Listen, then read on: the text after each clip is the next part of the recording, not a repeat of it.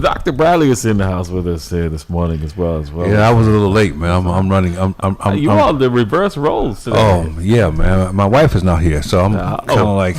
I'm out there, dog. Clueless? I'm clueless. I don't know.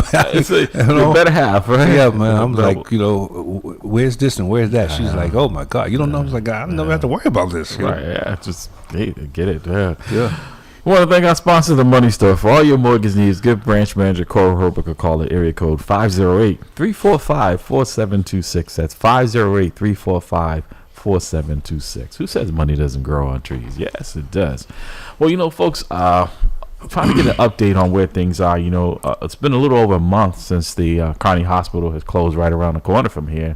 Oh, it is closed? I thought that it was... No. I thought it they saved waiting. the other ones. No, they saved the other ones, but not that. I wonder why they didn't save that one. I wonder what is the composition of the community that will lead them to believe that it's okay to actually Why are you so close cynical? I'm just saying. Why are you so cynical? They couldn't find a buy for that one. Well, the BNC would take take the St. Elizabeth's, but they wouldn't take Kearney. Right. They wouldn't take Kearney. Those things that make you go, Yes. It says health centers see influx of patients, longer waiting time since Kearney closes. So it's putting a pressure on the community care because these community health care centers, most of them are not equipped. They don't have the size. Cause a lot of times if you go there and it's a real emergency, because I used to wonder why. I'm like, wait a minute, you went to the community care center and they call an ambulance to take you to another hospital because they're not equipped to deal with those type of. They're not a trauma center, right? They deal, if you got a cold or something like that, non-life threatening, right? They can take it. So it says, when the announcement came that Dorchester's County Hospital was set to close on an expedited 36-day timeline, it wasn't even enough time. Community members expressed concerns that the loss of the neighborhood's only hospital would increase the burden on surrounding health organizations and increase the time that it takes for patients to access care. Now, about a month after the hospital closed its doors on August 31st, many of those predictions are coming to pass. Even as state and local organizations work to close gaps, that closure of Kearney Hospital came following a declaration of bankruptcy from Stewart Healthcare, which owned Kearney Hospital in May.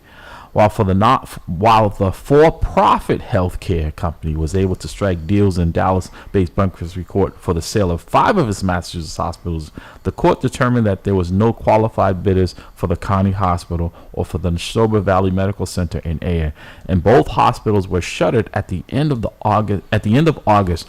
Stewart CEO Ralph De La Torre announced Saturday that he was stepping down after failing to testify before a Senate panel. In 4 of the sales, those of Good Samaritan Medical Center in Brockton, Holy Family Hospital in Methuen, and Haverhill Hospital in Taunton, and St. Anne's Hospital in Fall River, agreements to sell each hospital's real estate and operations were agreed on. However, for the 5th hospital, St. Elizabeth's Medical Center in Brighton, Stewart agreed to transfer operations of the hospitals, but the sale of the land was blocked by asset management firm Apollo. Stewart had sold the hospital's land to Apollo in 2016. So the longest story of this is that people understand is that even these ones that are being sold are being sold for the land. Right? So they could be demolished and you could see a huge... So just imagine Kearney Hospital, right?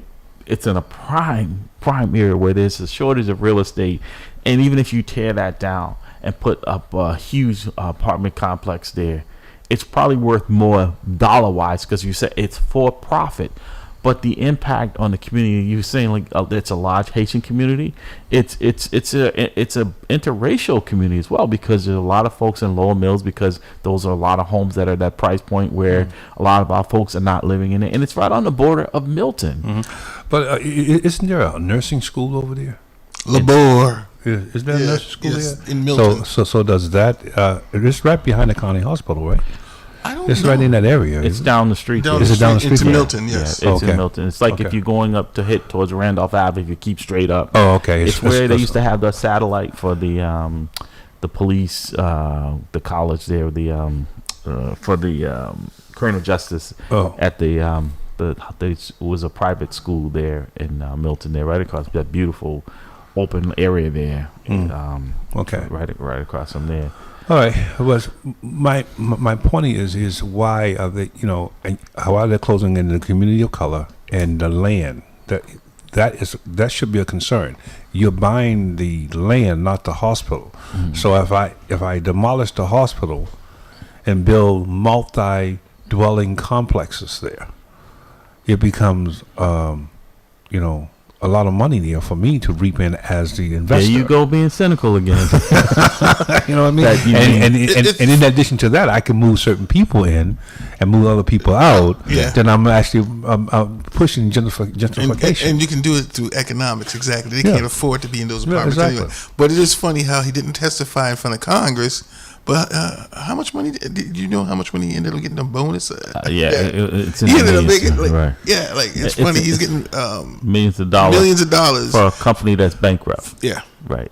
So shouldn't they take the money back that they paid him and say, okay, if we take back the salary, we won't be bankrupt anymore? But also, there was very limited notice to the community who was impacted by this. Right, they had 36 days to figure out what these folks in these communities, because now if you're, Dr. Bradley, I know for me, I worked when I was a young officer, there was no police station in Mattapan. There was a little trailer that sat on that lot. Yeah.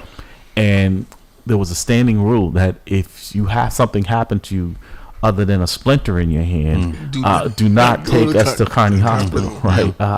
So it was never a place that I would have gone to anyways, because I didn't think the quality of care.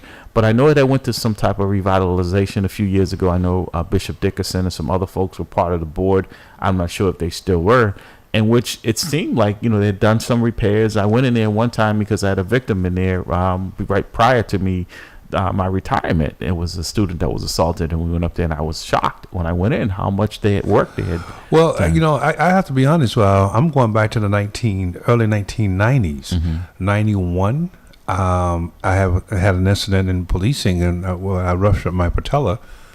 I got my patella repaired at County Hospital. Oh, you're one of the lucky ones. Yeah, and I was treated with the utmost care, man. I would, they knew I was a cop. I don't know if that had any influence on it, but I was treated well. The doctors were, and in fact, the doctor who did my surgery was from Russia. He was from Moscow, and from Russia with love. Yeah, and he did an excellent job, and that was the first time I ever seen a male nurse, by the way. Okay. Yeah, it was at the county hospital, and I remember it vividly. My kids came up; they treated them well. I can't say anything that I experienced there when I was back in '91. I think it was '91. That was terrible. They did an excellent job. Well, the other thing too is you look at Brockton Hospital, right? Has been is it back open? Is it still shut down? Yeah, it's open. Okay. Back open, yeah. But look how long it was shut down. See, if you look at the pattern, you have to say. That's why I asked the question. These institutions, right, are in Brockton has a large Haitian population. Predominantly. Cape Verde, Dominican, right? So it's in communities of color where the disparity, and luckily, I have to say though, over the years there have been more healthcare centers built in, like Whittier Street, the one up in Mattapan, right? We're seeing those. But again, they're not equipped for trauma one. No one that gets shot, the paramedics drive by those institutions because they're not equipped. So that's time. If they have to drive from Mattapan to the closest hospital, probably that can treat a trauma, is Milton. And I don't think it's even Milton now. They've sold out. It's Beth Israel Deaconess, right? Yeah. And I'm not sure if they're a trauma one. I don't think so. Right. So that means that now you're putting that burden on Boston Medical as well as Brigham and Women's, right? Or Mass General. Right, Mass General is back on the other side. Exactly. And so they're not getting a lot of these. And people know that the people at Brigham and sadly, because they get so many of them, that they're better equipped to deal with this trauma. But Rose, you have family in the city, right? Yes. That probably.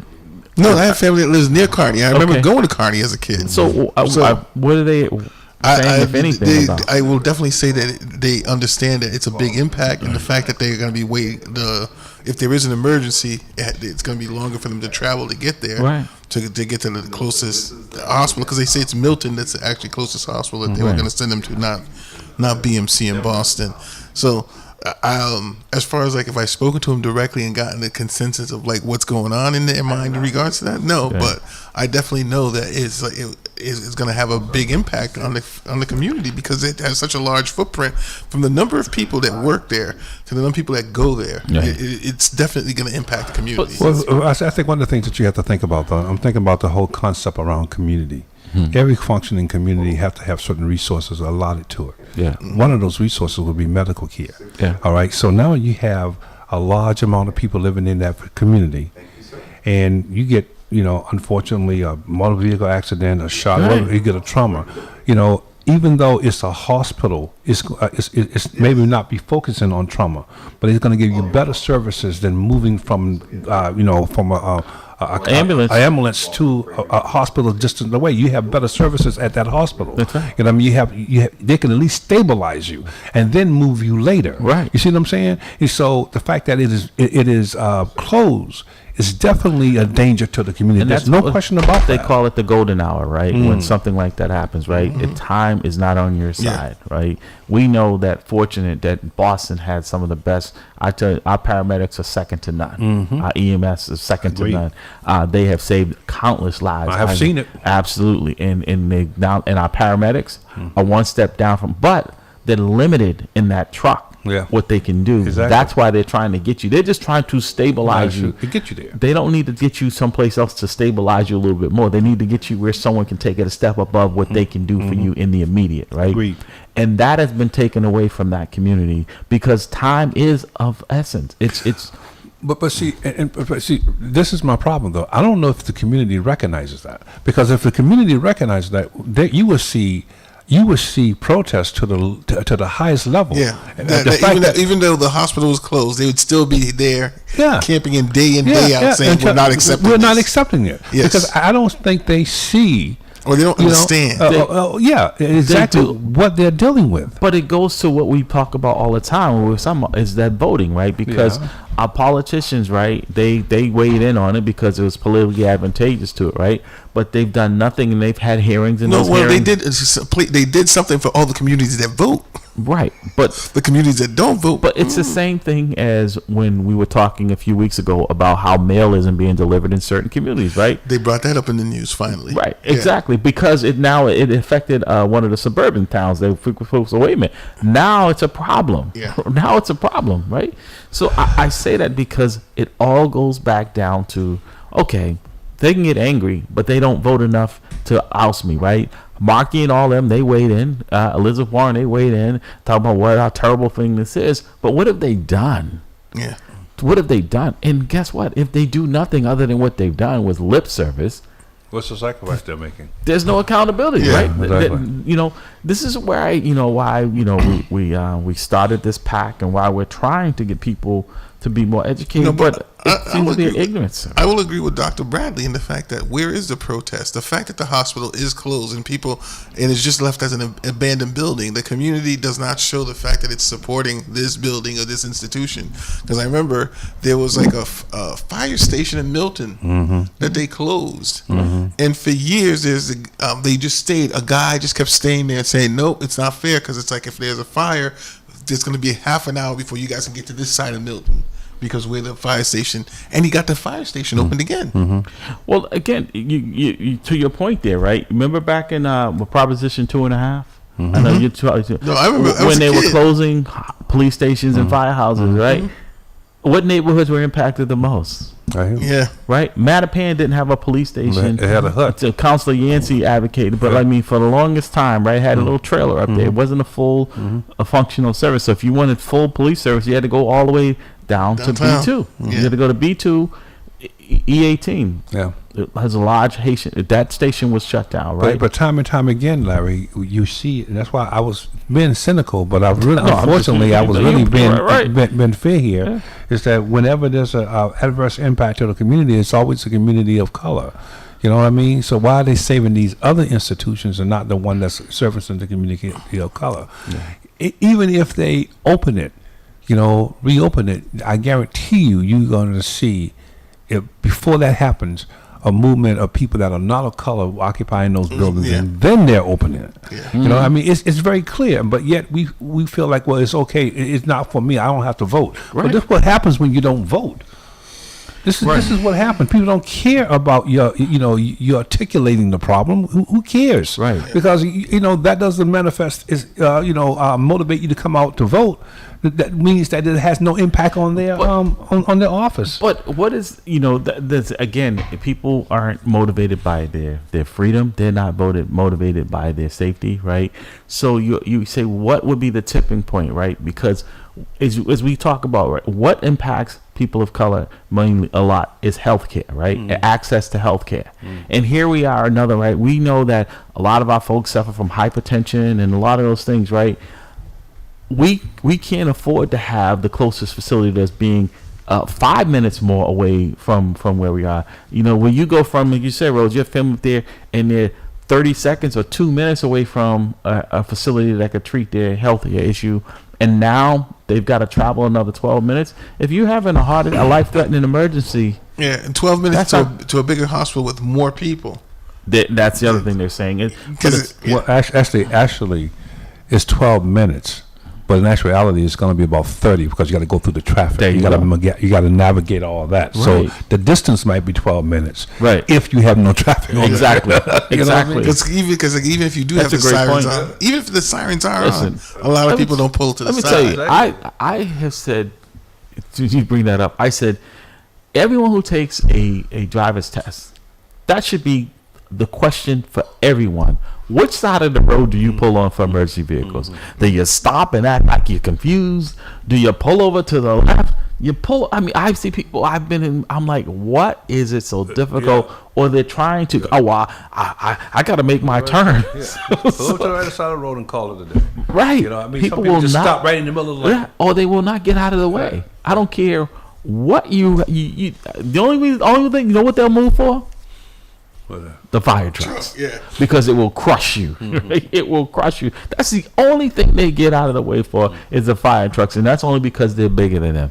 But you're right. I mean, if people don't put a premium on their health care, they don't put a premium on the learning in their kids, they don't put a premium on the safety in their community, they're not having a real say in who their leaders are. Even in this democratic state, like I said, I am a registered independent. I vote for who I think, and it's not always perfect, who I think is going to best suit what I need them to do as my representative. I'm not asking them to be a robot or bobblehead for me, but this doesn't happen in certain neighborhoods. No, it does not. And I mean, you go out and talk about doing some of these things. The education system, right now, we're talking about healthcare, education as well. A lot of our young kids, they suffer from asthma. They suffer from juvenile. So having a health care that is accessible, and as it says in here, and you just alluded to, it's putting a burden on these other systems that were not designed for this.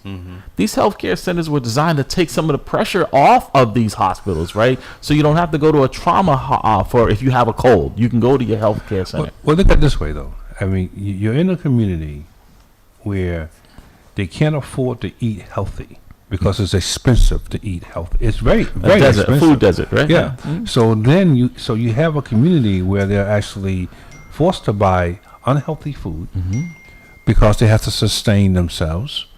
And then after years of consuming unhealthy food, you start getting these medical conditions that are detrimental or pernicious to your health.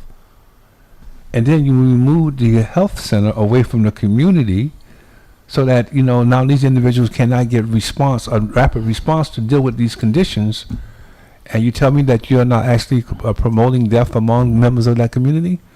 Well, it's a slow death. Think about it. Think about it. He went from a cynic to conspiracy theorist. You really just got to connect the dots. I'm just connecting the dots. Just connect the dots. That's all I'm doing. It's like, you know what I mean? Because if you're laying out the facts, and in the way things have been, you want to turn into Columbo? No, I'm just saying. Just the facts. Man. I'm just saying. If you really just look at the facts, not them, not them. Because like he says, from healthcare to education to the judicial system, no matter what. No, how our community is treated has always been unfair. Right. And then the fact that you say, hey, vote and get the people out there, they won't. My I don't know why. There's a drip, right? Yeah. And we just take it, right? We just say, well, there's nothing we can do. There is something. Yes, every year there's something you can do. Yeah. It's called voting. Yeah. Well, actually, that statement is indicative of apathy about your situation. That's indicative of the system has conditioned you so well that you feel like, I'm done. I throw my hands up. I throw my hands up because there's nothing there. But you can't do that, because if you do that, not only are you done, but the generation coming after you is done. is done before they even get here. Right. Yeah. That's why it's important for you to continue to fight it. But I think people have gotten so accepting of this treatment, right? The apathy. And- and- okay, you know what? It is a human condition. Yeah. Because it is, unfortunately, it is to say, because people will just adapt. Right. And deal with it and be like, all right, if their oppressor is oppressing them, instead of rocking the boat, they would rather just kind of just to get along, move along to get along. Yeah. 617-282-0685, 617-282-0685. Are you affected by these closures, or do people even care? I mean, if we just throw it in the towel, gentlemen, to where whatever ails us, and no pun intended, right? Whether it be health care or education or crime, the lack of housing in our community, right? There is a laundry list of issues, and we just keep letting it come in, and we say, okay, like they've set up a committee to study. What do we need to study? We don't need to study, like people are talking about reparations. What do we need to study? The study is we have not been part of this conversation. We have been economically shut out, and those of us who can get out of here and go someplace else, we do. And but we still, it's sad. Good morning, caller. Welcome to the roundtable. Good morning. Now, correct me if I'm wrong, gentlemen, but did Stephen Lynch and Alan Presley on a federal level tried to keep County Hospital from being shut down? I'm not sure whether they try to or not. Look, I get it. Politicians are limited. These are private institutions. And as it says in the article, they are for profit, right? So if they're saying if we're not making money or enough money, because clearly they made enough to give him a compensation package, right? But if they're not making enough money, this is where when we talk about most countries have a national health care. One thing you can get in most countries, and shockingly in the richest country in the world, is people have access to health care. You go to Canada, I didn't know my brother was like, you go to Canada, anywhere in the world other than some of these more impoverished countries were small, but these large industrial countries, they have health care. And it's not a privilege, it's a right. Yeah. In here, Universal. right, you know, like my family and I, we're blessed because I worked and I'm able to provide health care, right? And it comes at a cost. It's not free. Yeah. But we're able, where most people, if you're on Medicaid or Medicare, and a lot of times, you know, these hospitals and stuff, they kind of frown on that. Because like, oh, that's not enough. I'm not getting paid. Wait till you get to my age, brother, when you have no other choice but to be on that. But see, again, that's all linked to Reconstruction. Right. That's linked to slavery. The reason why there's not a universal, they're just beginning to become a universal health. Oh, by the way, this is what the United Nations has declared as a universal right is to health care. Are you on Medicaid? Not yet. Oh, okay. Not yet, because once you get over 65, you're pushed to it. Right, but you don't have to join. No, I don't. Because your wife is younger than you. Brother, what can I tell you? You know, same I mean, that's a benefit. Right, exactly. Right, it is what it is. Right. So the same with me is that because if your family's not, because they can't take you off an insurance. Yeah. But because I provide the insurance. Right. Exactly. You know, but my point here is that America is one of the only industrially developed country that does not offer a universal health care for its people. Right. All right. Now, people can argue about the pros and cons. An insurance company, notice they're sitting back not saying much at all, because if you do, they're going to be in dire straits. They understand that. All right. But if you look at the history of this all goes back to Reconstruction and the Free Men's Bureau. You know, in Reconstruction, where one of the arguments was we need to provide health care for these free slaves. Even white folks, even so-called abolitionists, no, we're not going to do this. You know what I mean? We're not going to pay for them. We're not going to give them anything. So it all goes back to that point, like everything else in America. The economy, you know, the industry, you know, the financial, it all goes back to slavery. Right. So Dick, to this point, it's the hospitals, right? We're seeing in our communities, right? We use it a lot to get them. We're starting to see a lot of like the Walgreens and the ones that are closing, right? Because not only can you no longer go to the Carney, but a lot of times if you need a prescription filled, right? We know that it's more convenient if there are more choices in the community. Now they're talking about shutting down Stop and Shops. So, and we know what areas get impacted first and the most. It's funny you should mention Stop and Shop. Did you hear about the study that Boston University did? No. Okay, they went shopping at the Stop and Shop in Jamaica Plain on Center Street versus going to Stop and Shop in a more affluent Caucasian neighborhood. And they said if you shopped at both Stop and Shop at the end of the year, they did just a random sampling of the same items. And they said if you just shopped at Stop and Shop for this year, in the Jamaica Plain neighborhood, you'd end up spending $3,000 extra that year.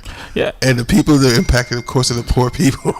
Well, I mean, that's messed up. Yeah, because people don't think it impacts you, but if they have a shrinkage and they pass that along. But also, remember the one in Grove Hall had to shut down because it was the Board of Health. They was selling expired food. It was disgusting.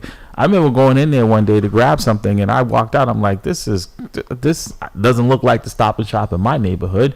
You know, the place was very unsanitary. And then it was shortly after that this story came out, the news. You know, they had rodents and they had to shut it down. They had to shut it down.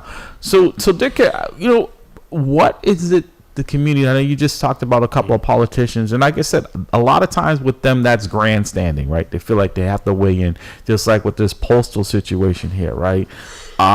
We have a long line. Listen, you always call in very informative and about what is taking place in our community and the lack of. Again, it goes back to holding these folks accountable, right? And we're not doing that in a meaningful way. You there, Dick? Sadly, it's just that the problem is the community. Well, first and foremost, let's be clear. The community changes. So there's no such thing as just a one certain community. People from the community move in. People from the community move out. Things change. Let's be clear about that. There's no denying that. But when the community doesn't care about what goes on in the community, that becomes the problem. And then things like the Colony Hospital. Yes, I know the Colony Hospital was a private organization, and sadly, the now former CEO became greedy, and he started to opt out because he didn't want to go down to Washington and testify, even though Congress held them in contempt of Congress. That's another story for another day. When the community doesn't know what goes on within the community, then they start caring. Well, and when things like this happen, right, then sadly, they cry like again, I know they're grown men and women, but they sadly cry like a bunch of babies asking, well, I didn't know this happened. Well, why is it happening now? I need this, I need that. Right, that's the problem, Right. So to give you a couple of another examples, right? Roxbury, the situation going down, and we need to get Siddiqui to call in soon and report, give us an update on Roxbury Community College, right? The Reggie Lewis Center, right? Okay. And how things are going on down there in our community, right? The disrespect, right? And even Roxbury Community College, at one point, it was really a lot of turmoil down there, right? Impacting our community. The O'Brien, right? What did they want to do? They wanted to move it from Roxbury to a more affluent neighborhood in West Roxbury. You know what stopped that? It just showed you the power of the community, because those parents who send their kids to that exam school are invested in their education, and they came together and they shut it down. If folks had come together, I mean, clearly, you know, they shut this hospital down in 36 days. Someone had to know that this was coming. Oh, someone knew for years it was coming. Right. They knew for years. And so where was the rally cry? Well, that's the thing. You got to organize the community. And unfortunately, when you got the people being worked to you know, for minimum wage or what have you, or a lot of them are retired, or they're not, and a lot of them, again, don't, if they do watch the news, they don't watch the news that impacts them or gets them out there to vote, because I don't know what happened, but they did. The nurses, the people, the doctors were organized, but I didn't see anyone from the community to come out and say, hey, we're supporting these people. We're supporting good jobs. We're supporting safety. We're supporting health in our community. So, and that's an economic hit for that community as well, because people there, they may eat in the restaurants. They may live in it. And so, even with people that come to visit people at the hospital, use neighborhood, like need to park or what have you. Gas, right? So, Dick, are you hearing anything in the community about any? I see that they've tasked Michael Curry, who the former president of NAACP, who I know is working. I think he's an executive or something with one of the health centers. He's working with this, and I know I'm very confident that he cares about the community, and that he's going to do the right thing. But he's one person. There's a task force that is, and I don't know who's on that task force, but I'm not sure if it's going to make a difference other than finding out that it's closed. Because, this is a huge endeavor to reverse something like this. And what the city of Boston has done is they've placed ambulances up there in case someone comes with an emergency for them to transport them. And that's only for several weeks. It's not a permanent situation. So are you hearing from the community there? Because this is just another list of things that are being taken out of our community, including people, with gentrification, which is real, and people just standing by watching it happen. From the community side, I hear that they were very disappointed and very mad at the mayor for not at least stepping in to try to at least slow it down by negotiating to keep County Hospital open like they did with Walgreens in Roxbury on Warren Street a couple of months back or last year. Someone's telling me that they blamed the governor because she had a chance to save the hospital because she saved, I think, 4 of the 6 hospitals that were under Stewart Healthcare. That most of them some of them was in Boston, and yet she did nothing to help County Hospital in Dorchester, which affected a lot of black and brown people, which says a lot. That one person from the community told me this proves that this is the first openly lesbian governor that doesn't even care about black and brown people. It's a failure in leadership for her. Another person from the community not asked me, but he told me, and he's in the 60s. He's been in that area for all his life, and when he found out that the hospital was shut down, this was a grown man who cried and said, "We lost a treasure. We lost something that was very important for us." That we had to go all the way out to Boston Medical Bay Eastville. All right, but where was that gentleman like during the days that the hospital was, getting ready to shut down? But let's take it a step further, Dick. You call in frequently. We talk about a lot of the things that we're losing, right? Our voting rights, our school. Again, we're so reactive. And even that, we're not reactive enough. We talk about what has happened, what we've lost, right? On this broadcast, a couple of weeks ago, we were talking about the postal service and how we're not getting our mail. We talk about the violence in our school. We talk about gentrification and being pushed out of our communities, right? We go through all of these things, and where's the rallying cry from the people who are impacted the most? Because guess what? Other than Pastor Hobbs, and this is not about arrogance or anything, at the end of this broadcast, Dr. Bradley, Rhodes and I are getting in our cars and we're going to our communities where we're not affected as much by these problems as folks in this city. And we come in here trying to help folks because we don't forget where we came from. And sadly, we're not getting help from the people who are impacted. Am I wrong? I'm going. I'm going to go back to that quote from our sister. I could have freed more slaves if they only knew they were slaves. Amen. Yeah, but the problem is that if we don't know who that sister is, it really doesn't matter. That's what I mean. Wow. There's a mic drop there. So I leave that one alone. But my point is just right here, though. What we do, and this is my indictment on us as a people. Yep. You know what I mean? And this is not. And it should be prosecuted, that indictment. Yeah, I hear you, Doc. We articulate well. We'll talk about the situation until the cows come home and roost. But we don't do much. Think about this. We don't organize? We don't do much of anything. Yeah. All right? Think about this. What would have happened to us today if Dr. King was just talk about the situation that was happening to him that day? And didn't have the boycott. And didn't have the marches and didn't actually put those conversations into action. Yeah. What would have happened to us today? I probably would not be a doctor. Yeah. But also, to your definitely point, wouldn't have been a police officer. We showed what our economic might is, right? If nothing else, right? We can be black, brown, pink, whatever. But what they understand is green. Yes, that's right. the universal color, That's right? it. And when people didn't ride those buses, when we things change. We will still go and spend our money in places that don't even accept us. Yep. And I can tell you, from my own childhood, and if my siblings are listening to this, they'll probably chime in and send us information to my phone. I can recall my mother leaving the home in Augusta, going to clean someone else's house, and she would actually walk, and my grandmother, or they would have cars where people will actually be, walking the streets, and people would pull up and say, okay, we're going to this area, we're going to Fleming's Heights, and we'll drop you off. They would not take the bus. Right. And it was so bad that the government, the local government came and said, whoa, you're actually killing the bus system. We can't financially survive because your people are not riding. You see, we have the tool, and the tool is called economics. And to your point, but we won't use it. Absolutely. They didn't acquiesce to us because they liked us. They acquiesced because of their bottom line. Bottom line. All right. So, but that's the problem. That's another thing too. Like back then, the community was united. Because we had no choice because they didn't accept us. Now we want to be accepted by a system that doesn't want, that's showing you, like I said, when people show who they are, believe them. Yes. And then so as part of that thing is like maybe the fact that we're not unified. Oh, we're divided more amongst ourselves. No, what I do agree with that, but think about this, and this is a profound statement, Larry.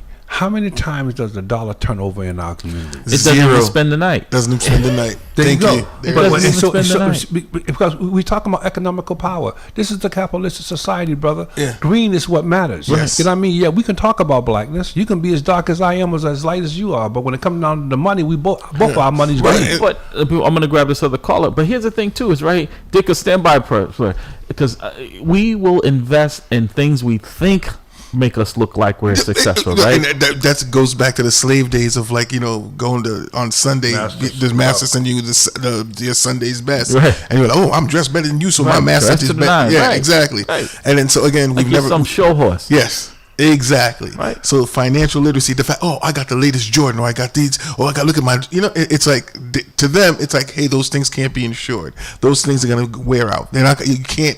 It's not impacting you intellectually, spiritually. It's just something to show. No financial benefit. No, there is not. They depreciate in value. But brother, and so I talked about before the EE ratio in America for Black Americans. Entertainment versus education. Yeah. So I talked about that. Entertainment is one thing, but the other thing is that making you feel that you're submissive, making you feel that you're beneath me. If I can make you feel that way, I don't have to worry about you coming, thinking that you're better than I am. But here's the I don't have to worry about you challenging. You don't me. even have to make them. They're doing it on their own. That's my point. Because if you feeling submissive, if you feeling that you're less than, then you know what, you're going to continue to behave that way. But it's funny, within our community, Black people definitely tend to roast each other a lot more about normal things like, oh my God, you got an education? Right. Oh, you got a job? Right. Something's wrong with you. Something's wrong with you. Yeah. Let's grab this call. Caller, good morning. You want to weigh in on this? Good morning, gentlemen. Good morning. Oh, speaking, he showed call. Right. So I'm calling, update you on the Reggie Lewis situation, but also some encouraging news on the healthcare end of things. All right. As it pertains to the Reggie Lewis Center, unfortunately, it's a disaster over there. Okay. And for those who are not familiar with it, I know you are, that what it is that there's a new regime over there led by Mr. Michael Turner, who's been there for about a year. And essentially, there's nothing but turmoil going on over there at Reggie Lewis. First of all, you've had long-standing folks like Sherman Hart, Frank Jackson, was there since they opened the Reggie, Camilla Rowe, who's been groomed to eventually, was being groomed to eventually be the leader of the Reggie, and then one other brother. And unfortunately, Michael Turner, I had a chance to meet with him, and he came, the former interim president, Jackie Jenkins Scott, asked me to meet with him when he first got hired. And he came across in a very negative manner with me, and I warned Jackie, I said he's a bad choice. So anyhow, to give you an example, is that, he has a circle around him, and I won't have a problem of saying who they are: Charlie Titus, Steve Tompkins, and Keith McDermott. A couple of months ago, they unceremoniously had Sherman and the other folks escort of the Reggie Jesus. by security. It was disgraceful. So Michael Turner is not Nat Turner. He's not probably related. Nowhere. No exactly. connection. And so what is going on is that what's going on there is personality driven.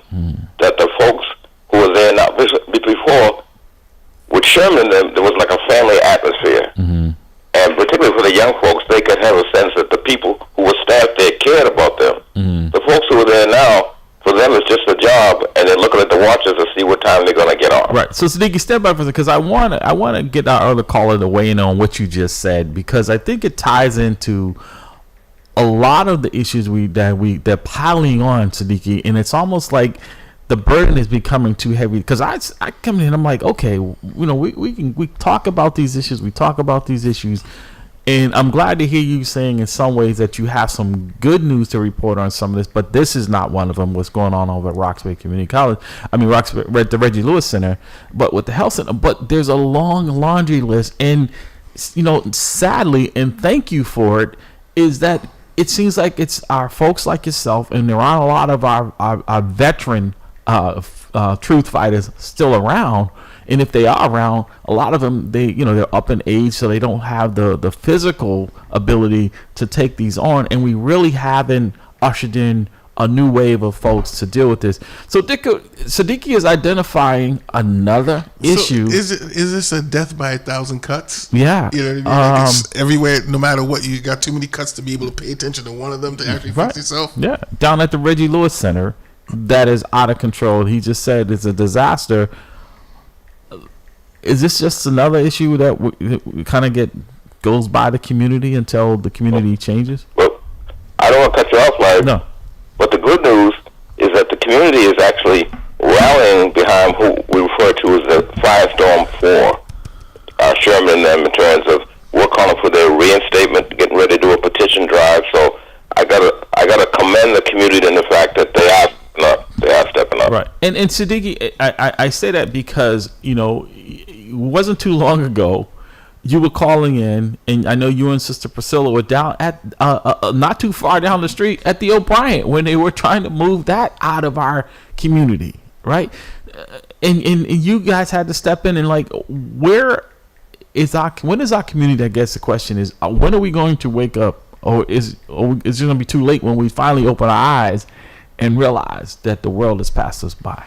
Well, let me just say this, So we would hope that folks stay tuned as it pertains to, we want to get the Reggie Lewis back to where it belongs.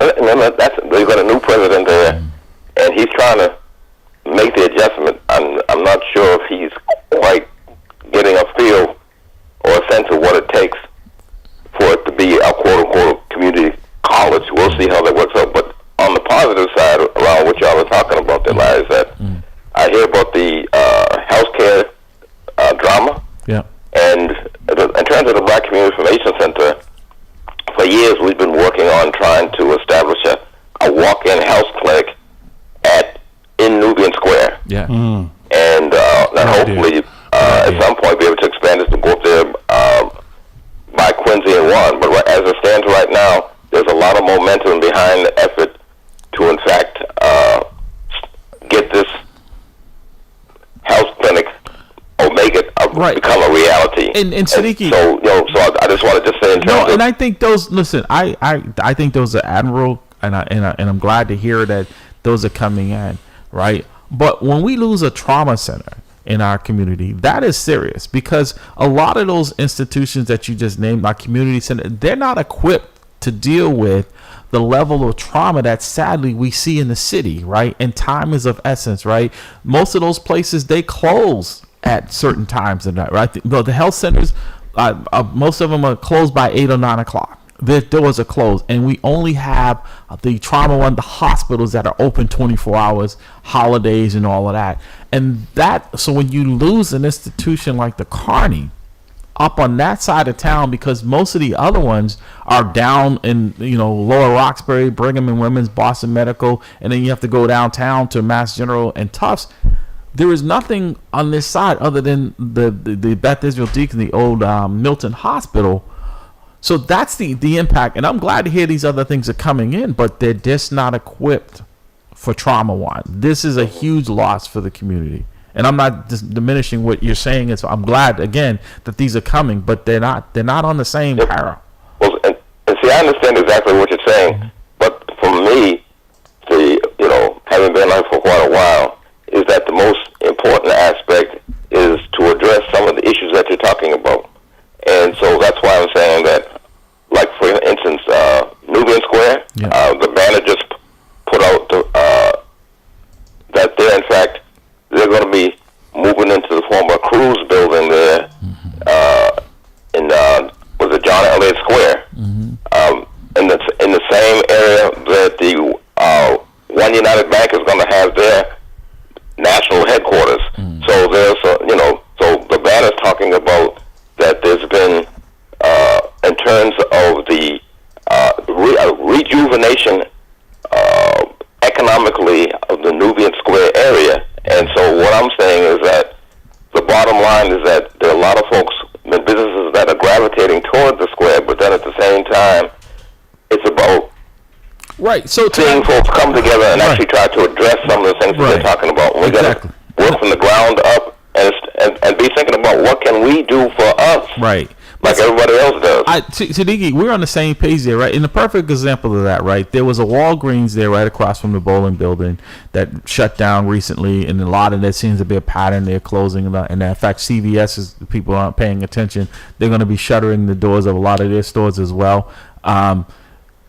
That was replaced by and I'm not saying that they shouldn't be there, but it was replaced by a sneaker store or something down there, right? I mean, we need things that are going to be important for our progress, right? Not another sneaker store like that real estate down there. I would have loved to have seen something, an education center right across from the bowling building where our kids could go and be right across from the institution that is supposed to be there to educate them, and learn rather history, than walking, because they figured the reason why they put it there, and it's a good business perspective from them, the number of young people that come through there, right? That instead of getting education, they get a pair of sneakers. They get, something of insignificance. Well, I hear what you're saying, but I can tell you right now, within the next 5 years, you're going to see a lot of resources in the square that are out there now because of the fact that it's being called the central hotspot of the city of Boston. Yeah. And so to address what you're talking about, I'm sure it's about who's going to control the entity that comes in there also. Yeah. And so I'm saying the bottom line is that what's happening down there in Nubian Square right now is going to be addressing the issue that you're talking about, like a Walgreens was about. But to that point, Siddiqui, someone else is going to come in. Is it going to be representing us or just another outside force? And that's what I was going to say. And I want to get to Dr. Bradley and Roger. What you said was so important and key, and people don't pay enough attention to it. You talk about resources coming in there. Who's going to benefit from that? It's not going to be us, because we're seeing, like, right across the street from the bowling building on that little side street that I think is Tabor Street or whatever. Yeah, right? Tabor, yeah. Those condominiums that condominium complex they just put up there, and they're building all around there, one where the laundry. There are very few people, if any, that I see people, because I used to, before I retired, I would be at that building almost every day at the beginning of the school year. This is the first year that I'm not. And I'd look out the window and see who's going in and out of that building. And the people moving in there don't look like us. So those resources that are coming. There's even a little secret neighborhood.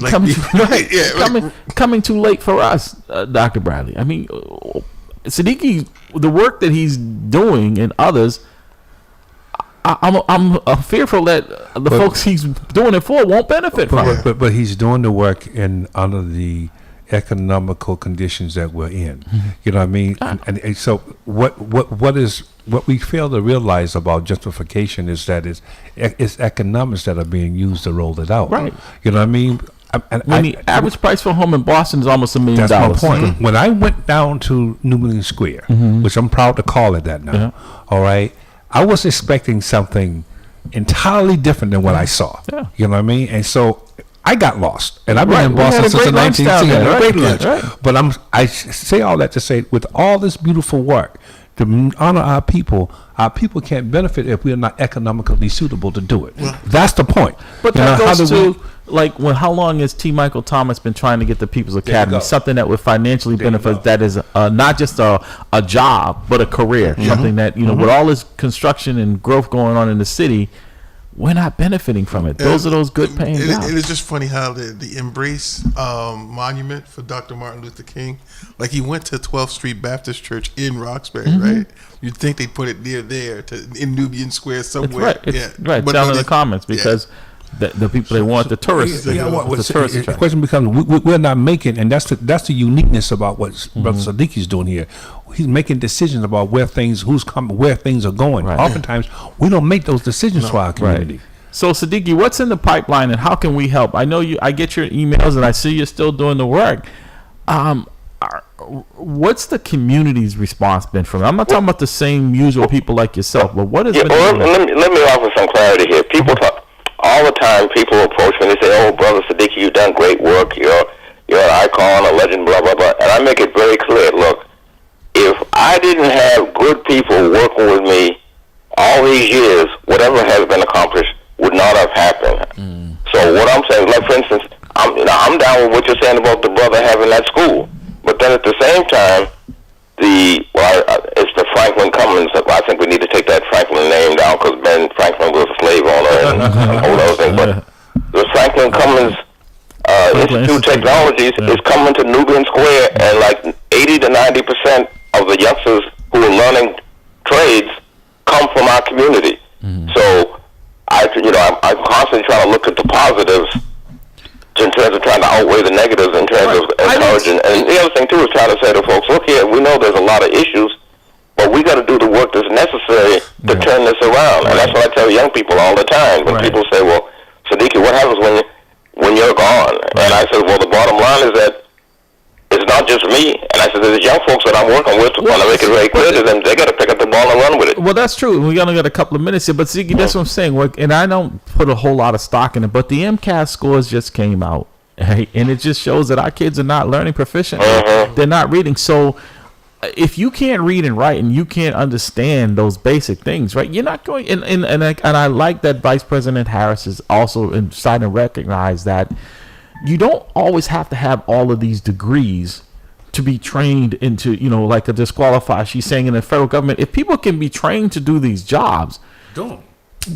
what do you need a degree? for? Because we know who most likely cannot afford to, exactly. right? Because most of these young people, they might want to go to school, but we financially They can't afford it. right. So remember when I mentioned that community college used to be free, Right. But I mean, Dr. Bradley, you have a PhD. You're still paying for it, right? Absolutely. And you can afford it, but that's not matter.